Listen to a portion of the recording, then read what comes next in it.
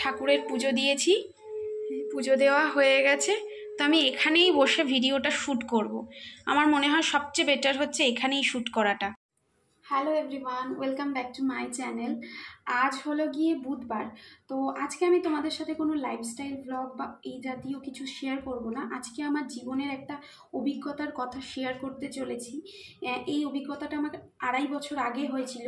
তো তার মধ্যে 2.5 বছরের মধ্যে আমি বহুবার চেষ্টা করেছি যে বলবো বা ভেবেছি, কিন্তু কখনো না কনফিডেন্স পাইনি যে এই কথাগুলো বলাটা কি ঠিক হবে, বা এটাও আদেও কি কিছু মানে ফালতু একটা কথা তোমাদেরকে জানালাম, বললাম, সেটা কি ঠিক হবে।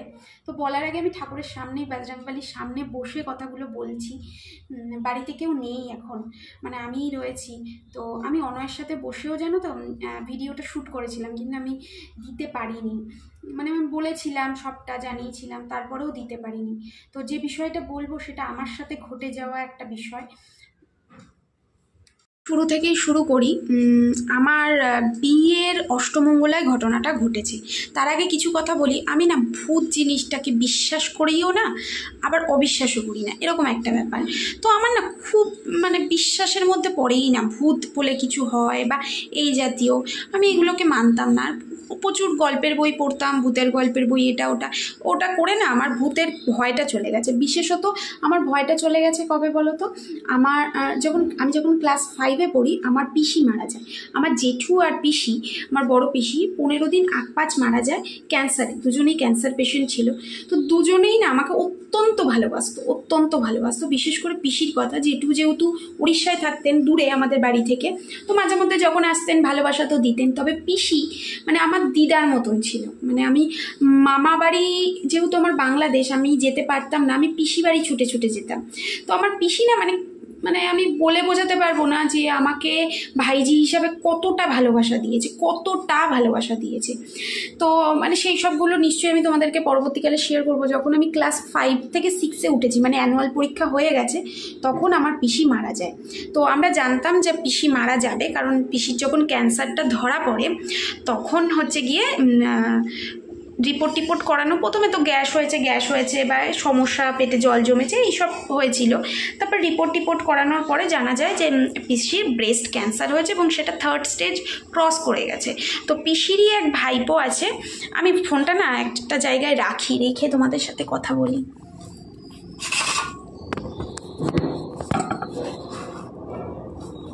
আমি এই জায়গাটায় বসেই কমফর্টেবল মনে হলো যে ঠাকুরের ধূপ দ্বীপটা জ্বলছে, এখানেই কথা বলি। তো পিসির ভাইপো ছিল হচ্ছে গিয়ে ডক্টর। তো তিনি বলেই দিয়েছিল যে চিকিৎসা করিয়ে কোনো লাভ নেই, আর ফোনটা হিলে যাচ্ছে, বলেই দিয়েছিল যে চিকিৎসা করিয়ে কোনো লাভ নেই, কারণ দেখো আমরা সাধারণ মধ্যবিত্ত। বারবার ফোনটা হিলে যাচ্ছে, এবার ঠিক আছে। তো যেটা বলছিলাম যে পিসির ভাইপো বলেই দিয়েছিল যে আমরা সাধারণ মধ্যবিত্ত, তোমরা এত টাকা খরচা করিও না, শুধু বেকার উনি বাঁচবেন না। 3 মাস সময় দিয়েছিল। তো 2 মাসের মধ্যেই পিসি মারা যায় এবং আমার মায়ের হাতের ওপরে মারা যায়, এবং মৃত্যুটা আমি চোখের সামনে থেকে দেখি। মানে দীর্ঘদিন পিসির শরীর খারাপ, পিসি বলতো যে আমাকে হসপিটালাইজ কেন করা হচ্ছে না, তোরা ডাক্তার কেন দেখাচ্ছিস না। তো আমরা বলতাম বেড নেই। মানে আমি তো তখন ছোট, আমার মা, পিসির 2 মেয়ে ছিল, তারা খুব দৌড়োদৌড়ি করার পরে যখন জানতে পারলো সবারই মনটা ভেঙে গেছিলো। তো আমাদের বাড়িতে প্রায় 10-15 দিন মতন ছিল পিসি। সবাই জেনে গেছিলো তখন পিসি 3 মাসের বেশি বাঁচবে না, ক্যান্সার হয়েছে। তো আমি না কী করতাম, আমিও না বুঝতাম, মানে তখন তো ছোট ছিলাম, আমার সাথে তো কেউ এইসব ডিসকাস করতো না। তো আমি বুঝতে পারছিলাম যে সবাই কানাঘুষো করছে, আলোচনা করছে, যে কান্নাকাটি করছে, এরকম করছে। তো আমি পিসির কাছে গিয়ে বসতাম, বসে পিসি মুড়ি খাচ্ছে, আমি খাচ্ছি। তারপরে আমার পিসি এমন ছিল, মানে আমার মাকে এতটাই ভালোবাসতো। তো পিসির যখন মানে ওই অবস্থা, প্রচণ্ড শরীর খারাপ পিসি শুধু বলতো যে আমার গ্যাস হয়েছে, পেটে মনে হয় জল জমে গেছে, তোর একটা ডাক্তারের কাছে ভর্তি কর, আমি ঠিক হয়ে যাবো। আমার মায়ের একটা অপারেশন হয়েছিল, গল ব্লাডার স্টোন। তো মাকে শুধু বলতো তুই যে হসপিটালে ভর্তি হয়েছিলিস আমাকে সেখানে ভর্তি করে দে। তো আমরা বলতাম, মানে মায়েরা বলতো যে বেড নেই, ওখানে হচ্ছে না, পাচ্ছি না, দেখানো হবে, তুমি একটু ওষুধ খাও। টুকটাক ওষুধ খাওয়ানো হচ্ছিল। তো এটা যত কমে বলতে পারি ভালো, কারণ মূল ঘটনাটা এটাকে কেন্দ্র করে নয়, কিন্তু আমি জাস্ট তোমাদেরকে জানাচ্ছি যে আমার সাথে এই জিনিসগুলো হয়েছিল। তো এটা একটার সাথে আরেকটা রিলেটেড কিনা সেটাও আমি জানি না। তো তোমরা যদি কেউ এই বিষয়ে জানো প্লিজ আমাকে জানিও। হয়তো ভিডিওটা একটু বড় হবে, কিন্তু পুরোটা দেখো, যারা দেখছো তারা আমাকে যদি কিছু তথ্য জানো আমাকে প্লিজ শেয়ার করো, আমি জানতে চাই যে জিনিসটা কী হলো আমার সাথে। তো যেটা বলছিলাম যে ওই রকম আর কি, পিসি আমাদের বাড়ি ছিল 15 দিন, তারপর বাড়ি নিয়ে যাওয়া হয়, অসুস্থ সবাই দেখতে আসতো, এ করতো। তো পিসি মারা যাওয়ার কিছুদিন আগে থেকে, মানে 3-4 দিন আগে থেকে পিসি বলছে তোরা হেরিকেনগুলো ভালো করে মুছে ধুয়ে গুছিয়ে রাখ, জ্বালিয়ে রাখ, আমাকে নিতে আসবে বলেছে, উডি নিতে আসবে, এইরকম মানে বলতো। আর পিসির মেয়ে ফোন করে করে আমাদেরকে বলতো যে মামি জানো তো এরকম বলছে মা, এরকম কান্নাকাটি করতো সবাই মিলে। তো আমি তখন ছোট ছিলাম, ওগুলো শুনতাম, গল্প আমার কাছে। তো পিসি যেদিন মারা যায় তার মানে আগের দিন, মানে পিসি মারা যায় তখন রাত্রিবেলা। তো পিসি মানে সকাল থেকেই শরীরটা প্রচণ্ড খারাপ। তো আমাদেরকে ফোন করলো, মামি মায়ের শরীর প্রচণ্ড খারাপ, মনে হচ্ছে না, মানে আমরা প্রায় ভাবতাম এই মনে হয় শেষ, এই মনে, এরকম একটা ব্যাপার চলছিল, যেহেতু সময় দিয়েছিল যে 3 মাসের মধ্যে। তো 2 মাসের মধ্যেই পিসি মারা যায়। তো যেদিন মারা যায় সেদিন সকাল থেকেই দিদিরা ফোন করছিল মাকে যে মামি তুমি আসো, একবার আসো। তো আসা সম্ভব হচ্ছিল না। এদিকে আবার জেঠুরও খুব শরীর, না জেঠু মারা যায়, তার আগেই মারা যায়, 15 দিন আগে জেঠু মারা যায়, আমাদের তখন অসৌচ চলছে। তো এইরকম, তা পিসিকে জানানো হয়নি সেই কথাটা। তো তারপরে যেদিন মারা যায় সেদিন আমরা সন্ধেবেলা, বিকেল আর কি, সন্ধে লাগছে তখন যাই, তখন গিয়ে দেখি ব্লিড করছে আর কি, কালো রক্ত উঠছে। পিসি শুধু মুখটাকে মুছে, মানে এই ওক তুলে, আর কথা বলা 2 দিন আগে থেকেই বন্ধ হয়ে গেছিলো, এটা গোঙানো মানে কথা বলতো। আর বলতো কি কেউ আসছে আমাকে নিতে আসছে, ওই দেখ ওখানে কে, তোরা হেরিকেনগুলো জ্বালিয়ে রাখ। তো এরকম একটা ব্যাপার চললো। তো আমরা যখন গেলাম তখন ওরকম বমি করছে, তো সবাই ধরেই নিল যে হয়তো আর বাঁচবে না, আর ডাক্তার ডেকেও কোনো লাভ নেই, ডাক্তার তো বলেই দিয়েছে এরকম। তা গঙ্গা জল রাখা ছিল, সবাই গিয়ে চামচে করে মুখে দিচ্ছিল, তো আমিও দিয়েছি, মা আমাকেও বললো দিতে। তা মা আমাকে বললো পাশে বসে গীতাটা পড় পিসি, গীতা এরকম ছোটো যে গীতাগুলো, ওই গীতা, হ্যাঁ ছোটো গীতাই আমাকে দিয়েছিল।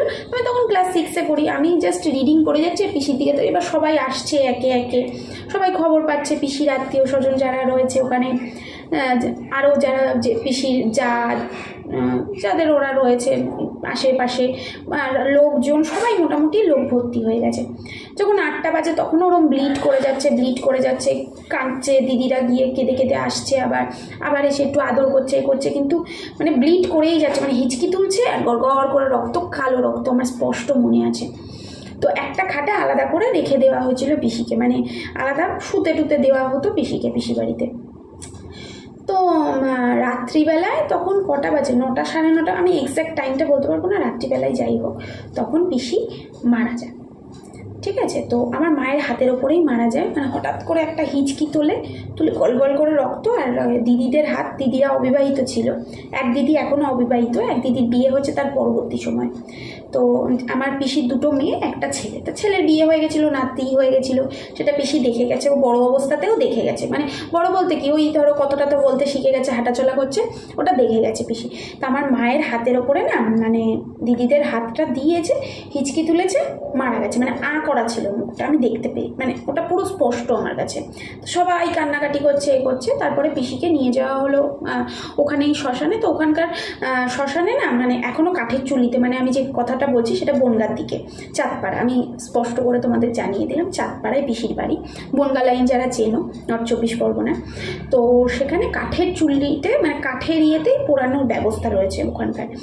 তো ওখানে নিয়ে যাওয়া হলো, নিয়ে যাওয়ার পরে পোড়ানো হবে, তার আগে না শুয়ে দিল, মানে একটা ঘর মতন রয়েছে। তো সবাই বলছে খেয়ে নাও কিছু, সারা রাত তো ঠিক মতো কারোরই খাওয়া হয়নি, খাওয়া দাওয়া করে নাও, কারণ পুড়িয়ে দিলে আর নাকি খাওয়া যাবে না, কি একটা নিয়ম রয়েছে। তা আমি ছোট মানুষ, আমাকে সবাই বললো কি যেতে হবে না, তো আমি তাও গিয়েছিলাম, কাছাকাছি, মানে শ্মশানটা খুব বেশি দূরে নয়, আমি গেছিলাম। তো অনেকে যাচ্ছে, আমিও বললাম না আমি যাব, তা আমিও গেছিলাম। তো যাওয়ার পরে ওখানে মানে পুড়ছে, লাইনে রয়েছে, মানে আর একজন রয়েছে পুড়ছে, আমার যতদূর মনে আছে পুড়ছে, পিসিকে তারপরে দেওয়া হবে। তো বাড়ি থেকে তো তুলসী পাতা নাকে তুলো এইসব দিয়ে আনা হয়েছে, আর মুখটা পুরো মানে হয়ে গেছিলো, মানে সবাই বলছিল মুখ দিয়েই আত্মাটা বেরিয়ে গেছে। তো তো এবার সবাই না কী করছে, ওখানে মুড়ি টুড়ি মেখে টেখে খাওয়ার ব্যবস্থা করছে। দাদা যেহেতু দাহ কাজ করবে, তারপরে অনেকক্ষণ সময় লাগবে, তখন মানে ওই শ্মশানে মানে পরের দিন সকালবেলা নিয়ে যেতে যেতেও তাও 12টা বেজে, মানে সবাই আসবে করবে, সব নিয়ম কানুন সমস্ত কিছু দেখে টেখে ওগুলো বের করতে করতে 12টার আগেই, মানে ওই 11টা 12টা বেজে গেছে, তখন আর কি ওখানে নিয়ে গেছে মানে শ্মশানে। নিয়ে যাওয়ার পরে এইবারে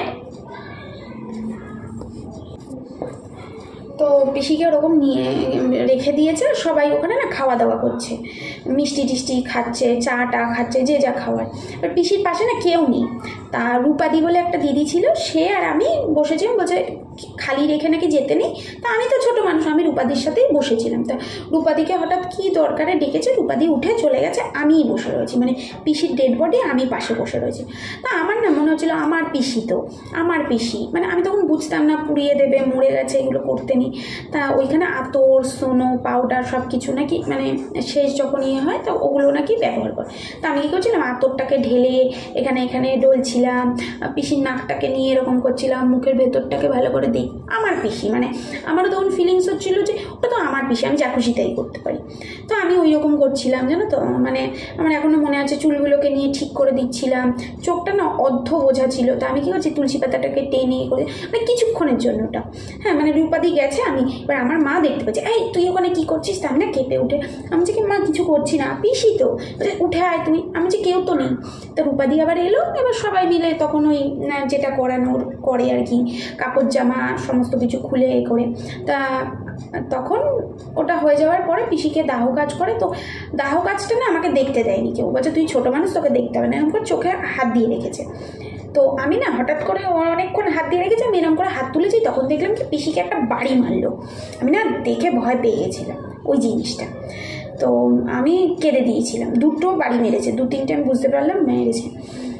তো আমি মাকে বললাম, মা ওরকম কেন মারছে পিসিকে, ওরকম কেন মারছে, তখন ছোটো তো। তা পিসির নাকি অ্যাকচুয়ালি পেটে জল জমে গেছিলো, ক্যান্সার তো ছিলই, পেটে জল জমে গেছিলো, তো সেই কারণে মানে পুড়ছিল না, মানে আর নাকি বডি নাকি এরকম মানে আমি যখন দেখেছি পিসির পোড়ানোটা, পিসিকে তো শোয়ানো হয়েছিল, পিসি এরকম উঠে বসে পড়েছিল।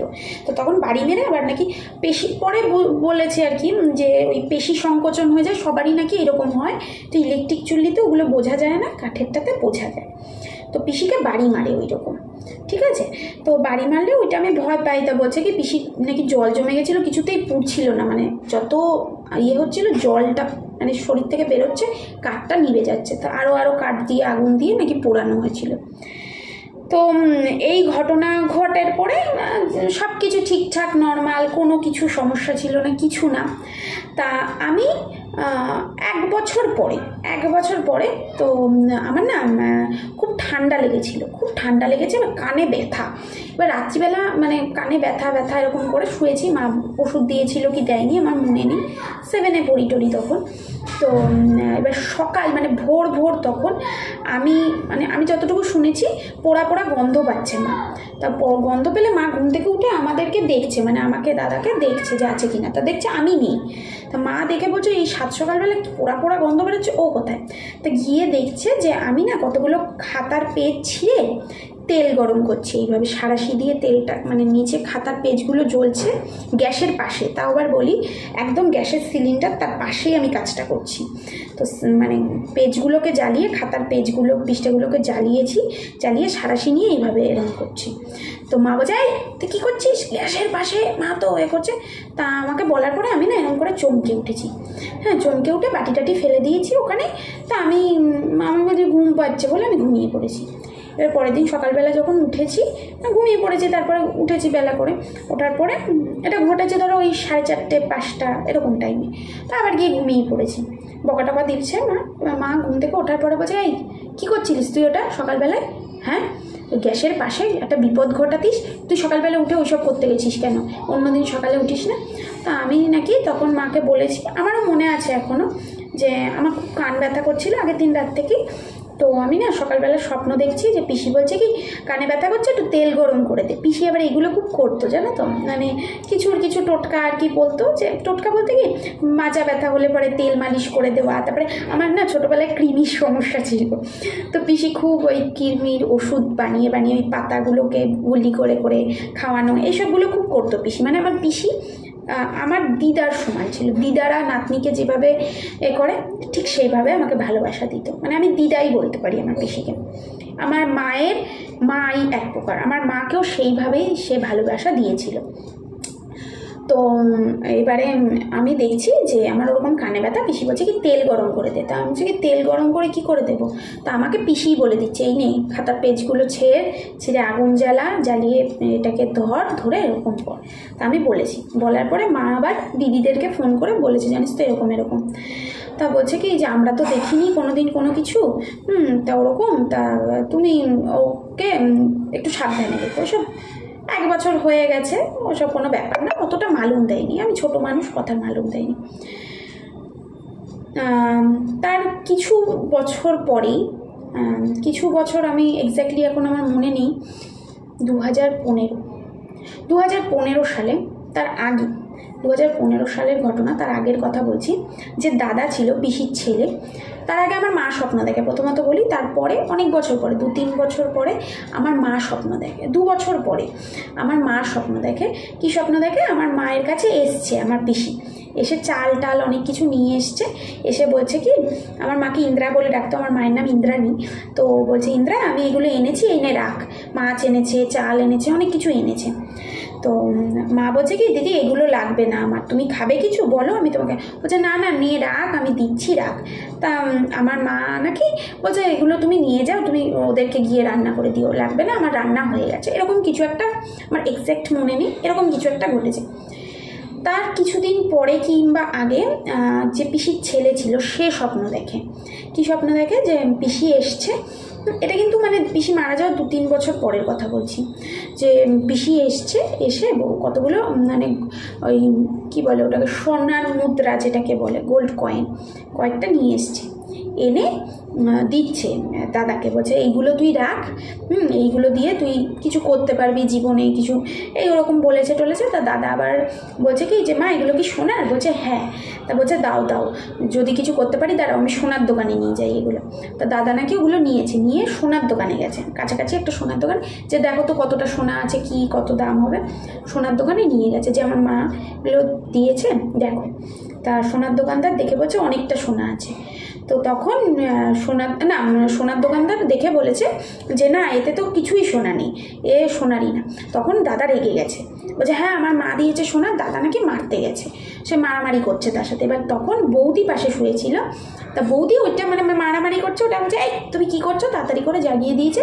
বৌদিকে তখন বলছে জানো তো আমি স্বপ্নের ঘরে এইটা দেখেছি। তার কিছুদিন পরে দিদিরা স্বপ্ন দেখে, প্রথম দেখেছি কিন্তু আমি, ঠিক আছে।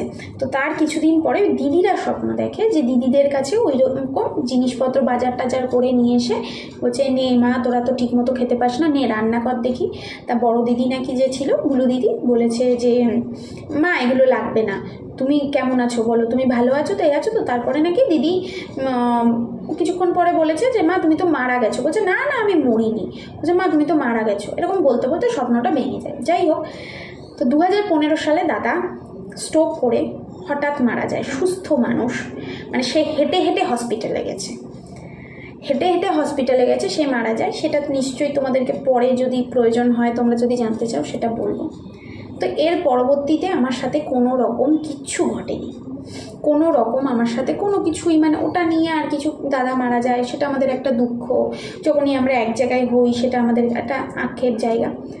তো এর পরবর্তী সময়ে আমার সাথে যেটা ঘটে পুরো ডিফারেন্ট একটা ইস্যু, বাট আমার জীবনে সেটা কিনা মানে কীভাবে যে আমার 2.5 বছর জীবনকে নষ্ট করেছে। আমার বিয়ে হয়েছে 2.5 বছর, রিসেন্টলি আমি এটা নিয়ে মানে জানতে পেরেছি। এখনও আমি তোমাদেরকে বলতে পারবো না যে কী হয়েছে, হয়তো আরেকটু সময় দিলে আমি বলবো, বা আমি যা যা জেনেছি তোমাদেরকে বলবো। আর তোমরা যদি এ বিষয়ে কেউ কিছু জেনে থাকো আমাকে বলো যে এটা হয় বা এটা অবাস্তব কিছু বা এটা একটা যা সাধারণ স্বপ্ন, সেটা বলো।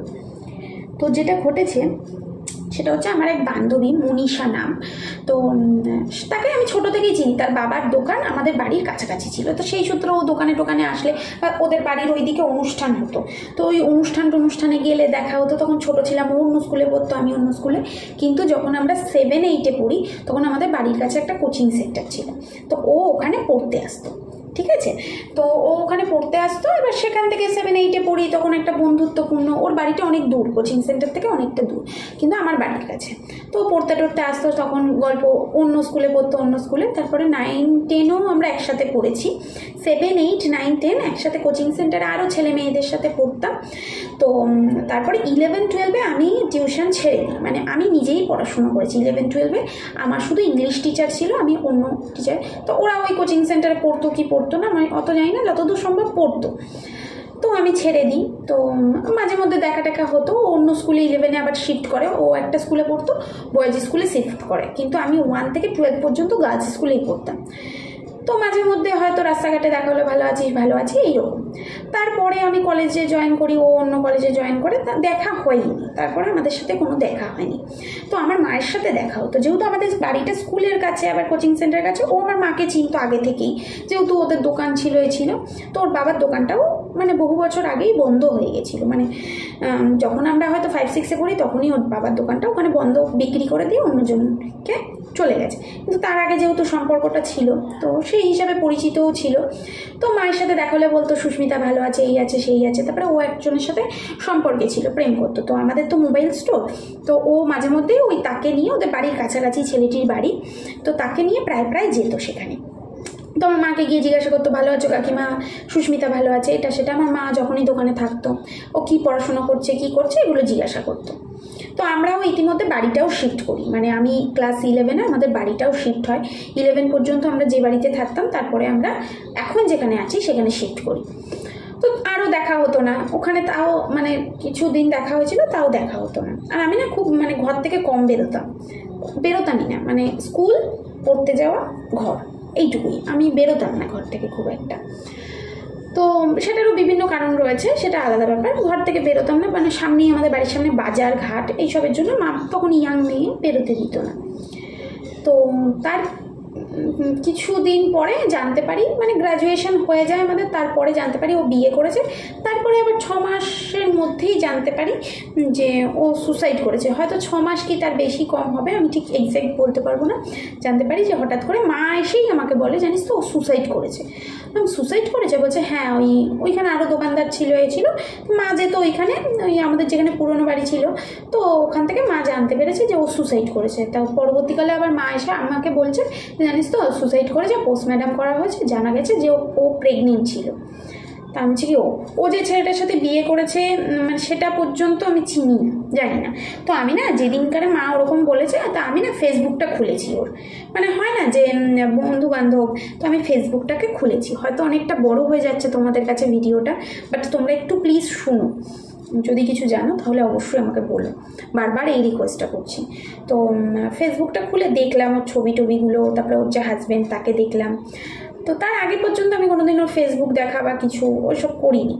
সেই দিনই কেন জানি না মনে হলো মরে যাওয়ার পরে, তো জানতে পারলাম প্রেগনেন্ট ছিল তারপরে আস্তে আস্তে দেখো জীবনে চলার পথে এরকম অনেক বন্ধুবান্ধব মানে মারা গেছে আমার, সুসাইড করছে কেউ এমনি মানে অ্যাক্সিডেন্টালি মারা গেছে, এরকম অনেক হয়েছে।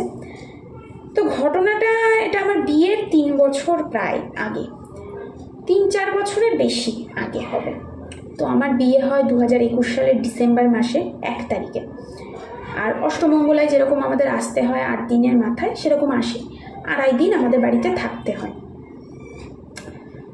আমি জানি না এই ভিডিওটা আমি পোস্ট করতে পারবো কি না, কারণ আমার মধ্যে অনেক কিছু ঘটছে জানো তো, মানে আমি বলতে পারছি না। যাই হোক, আমি ঠাকুরের ইয়ের সামনে বসেছি, কিছু হবে না, আশা করছি। যাই হোক, তো বলি, আমি যা বলার সেটা বলি। তো ডিসেম্বর মাসের 1 তারিখে আমার বিয়ে হয়, যেরকম অষ্টমঙ্গলায় আসে আমিও আসি। তো তারপর যেটা ঘটে যে আমি অষ্টমঙ্গলার দিন দ্বিতীয় দিন খাওয়া দাওয়ার মানে হয় না, জামাই খাওয়ানোর একটা ব্যাপার থাকে যে জামাইকে খাওয়াতে হবে। তো সেটাই আর কি হয় যে ও খাওয়া দাওয়া করায় সেকেন্ড দিনকারে। তো সেকেন্ড দিন খাওয়া দাওয়া হয়, সেকেন্ড দিনকারে খাওয়া দাওয়া হয়। তো খাওয়া দাওয়ার পরে সবাই মানে একটা ব্যস্ততার মধ্যে, তারপর আত্মীয় স্বজন অনেক কমে যায়, চলে যায়। তারপর রাত্রিবেলা ঘুমাই, যেরকমটা হয় সাধারণত, গল্প আড্ডা, বিয়ে হয়েছে। তো ওর কথা আমার কোনোভাবেই মাথাতে নেই, কোনোভাবেই আমার ওর কথা মাথাতে আসেনি। তো যেটা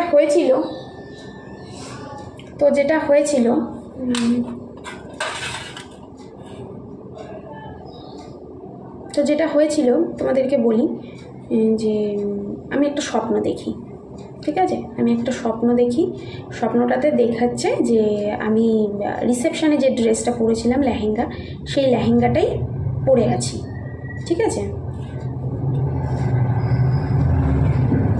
অনয় এসছে না, পাশের বাড়ির দাদা। অনয় এলে খুব ভালো হতো। তো আমি পাশের বাড়ির দাদা এসছে আর কি। তো আমি যে লেহেঙ্গাটা পরেছিলাম রিসেপশনের দিন, তো সেই ড্রেসটাই আমি পরেছিলাম। তো দেখাচ্ছে একটা বাড়িটা কোন রিসেপশন বাড়ি আমি ঠিক বলতে পারবো না। একটা বাড়ি যেখানে একটা ফ্লোর, এপাশ থেকে একটা সিঁড়ি উঠছে, মানে নিচতলা থেকে একটা সিঁড়ি উঠছে, আর দোতলাতে যাওয়ার একটা সিঁড়ি, মাঝখানে একটা প্যাসেজ। তা আমি লেহেঙ্গা পরে ওই ওপরের সিঁড়িটা থেকে নামছি, আর পাশে আশেপাশে লোকজন সবাই রয়েছে, ঠিক আছে? মানে যেরকমটা হয় বিয়ে বাড়িতে, যে যার মতন গল্প করছে আমি দেখতে পাচ্ছি। তা আমি লেহেঙ্গা পরে এরকম ধরে নামছি। তা দেখছি যে ও সাথে আরও 2-3টে বান্ধবী রয়েছে। এবার কে রয়েছে সেগুলো আমার নাম মানে আমি বলতে পারবো না, কারণ হচ্ছে মানে আমার স্পষ্ট মনেই নেই। মানে সেই মুহূর্তে হয়তো দেখেছিলাম বা কিছু, সব মানে আমি তারপরে আমার মনে নেই, বুঝতে পেরেছো? তো দেখছি ও আসছে, আমি দেখে খুব খুশি। ওপর থেকে যখন নামছি আমি দেখে খুব খুশি। আমি বলছি, এই তুই এসছিস, আয় আয় আয়, ওপরে খাওয়া দাওয়া হচ্ছে, যা খেয়ে নে এরকম একটা। তো ও আমাকে না মানে হাক করতে চাইছে, তো ও আমাকে মানে জড়িয়ে ধরতে চাইছে, এগিয়ে আসছে। তো আমিও যাচ্ছি বান্ধবী হিসাবে, আমি এগিয়ে যেতে চাইছি যে আয় বান্ধবী, আয় আয় আয় বলে, মানে এটা হয় না যেরকম সেরকম। তো ও আমার কাছে প্রায় কাছাকাছি চলে এসছে। সেই মুহূর্তে আমার ফিল হয় যে ও মারা গেছে। আমি ওকে বলি যে এই তুই তো মারা গেছিস, এই তুই তো স্বপ্নের ঘরে। আমি বলছি তুই মারা গেছিস। তো তখন বলছে না আমি মারা যাইনি, আয় না আয়, জড়িয়ে ধরি। তো আমি বারবার বলছি যে না তুই মারা গেছিস। তো ওরকম করছে। তো আমি চিৎকার চেঁচামেচি শুরু করেছি। তো তখন আমার হাজব্যান্ড পাশেই শুয়েছিল। আমার শীতকালে যেহেতু বিয়ে হয়েছে, তো লেপ গায়ে দিয়ে শুয়ে রয়েছি। তো দরদর করে ঘামছি। তো আমি নাকি চিৎকার করেছি যাতে ও বুঝতে পেরেছে। এবার ও আমাকে জানাচ্ছে কী হয়েছে সুস্মিতা, কী হয়েছে? আমি বলছি না ও বেঁচে নেই, ও আমার কাছে আসতে চাইছে কেন, ও দূরে। মানে আমার তখন চোখ খুলে গেছে, মানে আমি জেগে গেছি, তাও আমি চিৎকার করছি ওরকম। তারপরে পাশের ঘর থেকে মা, বাবা, দাদা সবাই ছুটে আসে। তো ছুটে এসে আমি চিৎকার চেঁচামেচি করি, বলছে কী হয়েছে। তো আমি তখন বলি, তো ও হনুমান চালিশাটা চালিয়ে দেয়। তারপরে মা একটা চাবি না কি একটা ছুরি কিছু একটা মনে হয়, আমার খেয়াল নেই, দিয়েছিল, ঠিক আছে? চাবি যে ইয়েতে রেখে দে, বালিশের তলায় রেখে দে। তো তারপরের দিন না 2.5 দিন আমাদের থাকতে হয়। আমাদের বাড়ি শিফট করার ছিল, মানে হৃদয়পুরে প্রথম যে আমাদের ভাড়া বাড়ি ছিল, সে বাড়িতে শিফট করার ছিল। তো আমরা শিফট করব বলে পরের দিন ব্যস্ত হয়ে যাই। তো মাকে ঘটনাটা বলার পরে মা বলেছিল যে একটু ঝাড়িয়ে নিতে হতো। তা আমরা সেই সময়টা পাই না। তা আমার শাশুড়ি মাকেও ফোন করে পরের দিনকারে এই কথাগুলো বলি। তা শাশুড়ি মা বলে যে তোমাকে না ঝাড়ালেও চলবে, আমি তোমার নাম করে, আমাদের এখানে মনসাতলা আছে, সেখানে আমি ঝাড়িয়ে দেবো। তো সেখানে নাম করে আমার নাম বলে টলে ঝাড়িয়ে দিয়েছিল, মানে আমাকে যেতে হয়নি। তো আমি এই হৃদয়পুরের বাড়িতে শিফট করি, ওখানে ছিলাম 2 দিন মতন ছিলাম। তারপরে আবার বর্ধমানে চলে যাই। মানে আমাদের প্ল্যানিং ছিল যে এখানে গুছিয়ে রেখে যাব, তারপর যখন বর্ধমান থেকে একেবারে আসবো তখন যাতে ও অফিসটা জয়েন করতে পারে, কারণ ও আগে এসেই অফিস জয়েন করেছিল, তো যাতে যাতায়াতটা করতে পারে, আর আমরা এসেও সব কিছু একটু গুছিয়ে রেখে গেলে সুবিধা জিনিসপত্র, তাই গুছিয়ে রেখে গেছিলাম। তো তার পরবর্তী কথা আমি তোমাদেরকে পরেই বলবো। তো এই ঘটনা ঘটে, আমাকে ঝাড়িয়ে দেওয়া হয়। তো আমি তোমাদেরকে পরে বাকিটা, তার পরবর্তীতে কি ঘটেছে আমার সাথে 2.5 বছর ধরে ঘটে চলেছে এখনও, আমি তোমাদেরকে বলছি। বাট অনেকটা আমি রেহাই পেয়েছি, মানসিকভাবে আমি দৃঢ় হয়েছি। তো বাকিটা তোমাদেরকে নিশ্চয়ই জানাবো। যতটুকু জানলাম, তোমরা যদি কিছু জেনে থাকো প্লিজ আমাকে জানিও। আর তোমাদের যদি কিছু বলার থাকে বলো, এবং তোমাদের যদি জানার ইচ্ছে থাকে পরবর্তী ঘটনাও আমি জানাবো। আজকে এই পর্যন্ত।